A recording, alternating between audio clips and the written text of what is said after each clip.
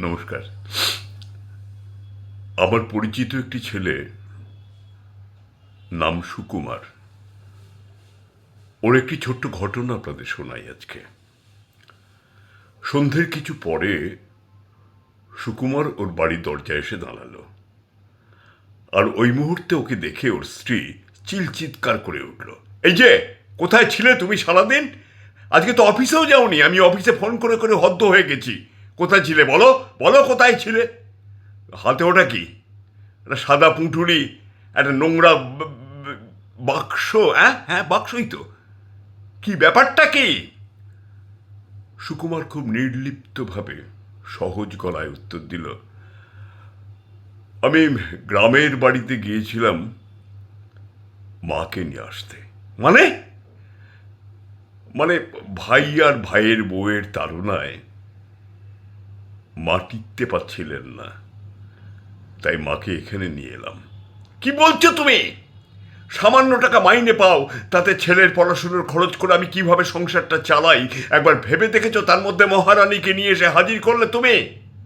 হ্যাঁ, কেন ওনার কি ছেলের বউয়ের ঘরে থাকতে মন চাইছিল না? এখানে এসে রাজভোগ খাবেন উনি? সুকুমার বলে, একটু আস্তে কথা বলো, একটু আস্তে। না, আমি আস্তে কথা বলবো না। শোনো, ওনাকে আজকে সন্ধে হয়ে গেছে, কালকে সকালবেলা এখান থেকে বিদায় করবে। যদি বিদায় না করো তাহলে হয় উনি থাকবেন, নয়তো আমি থাকবো। আমি এখান থেকে চলে যাব, তোমাকে পরিষ্কার করে জানিয়ে দিলাম। তুমি একবার দেখো না। কি দেখবো? মহারানী ঘোমটা দিয়েছেন, আবার কি দেখবোটা কি? দেখার কি আছে বলে হঠাৎ হঠাৎ কুন্তলা চোখটা গিয়ে পড়ল ওই ভদ্র মহিলার দিকে। তাকিয়ে বলল, এ কি মা? মা তুমি? আমার মা? সুকুমার মুচকি মুচকি হাসছে। হ্যাঁ, তোমার মা। মা তখন বললেন, শোন কুন্তলা, তোর দাদা বৌদির তাড়নায় আমি টিকতে পারছিলাম না, তাই আজকে আমি সুকুমারকে ফোন করলাম। সুকুমারকে ফোন করে আমি বললাম, তুমি আমাকে এখান থেকে নিয়ে যাও, আমি এখানে থাকতে পারছি না। সুকুমার অফিস কামাই করে আজকে আমাকে নিয়ে এলো এখানে। হ্যাঁ মা, মা তুমি ঠিক করেছো, এসছো, ভালো করেছো মা। আমি তুমি আমার এখানে রাজরানীর মতো থাকবে, আমি তোমাকে মাথায় তুলে রাখবো। না সুকুমার, কাল সকালবেলায় তুমি আমাকে বৃদ্ধাশ্রমে দিয়ে আসবে। কি যাতা বলছো মা? আমি বেঁচে থাকতে তুমি বৃদ্ধাশ্রমে যাবো কেন? ছি ছি, তোর লজ্জা করে না? যেখানে তুই তোর শাশুড়ির সম্পর্কে এই ধরনের কথা উচ্চারণ করতে পারিস, যে বাড়িতে আমার বেয়ান থাকতে পারে না,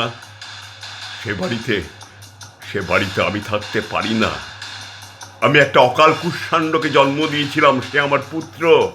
আর এখানে এসে দেখছি আমার কুকন্যাকে আমি জন্ম দিয়েছি। ছি ছি ছি ছি, তুই আমার সন্তান, এটা ভাবতেও আমার ঘেন্না করে। সুকুমার, আমি আর একটা মুহূর্ত এখানে থাকবো না। আজকে রাতটা পোহালেই তুমি আমাকে বৃদ্ধাশ্রমে দিয়ে আসবে।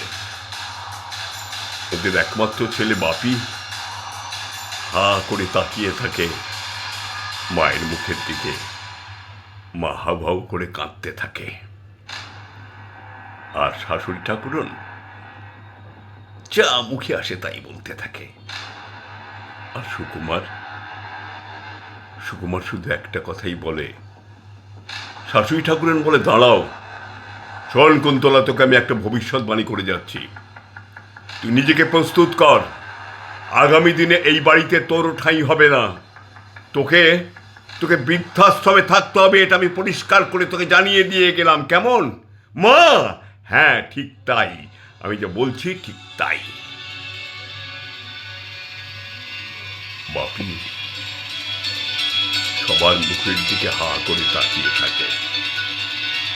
এটাই কি ভবিতব্য? এটাই কি বাস্তব? এটাই কি বাস্তব? এটাই কি বাস্তব?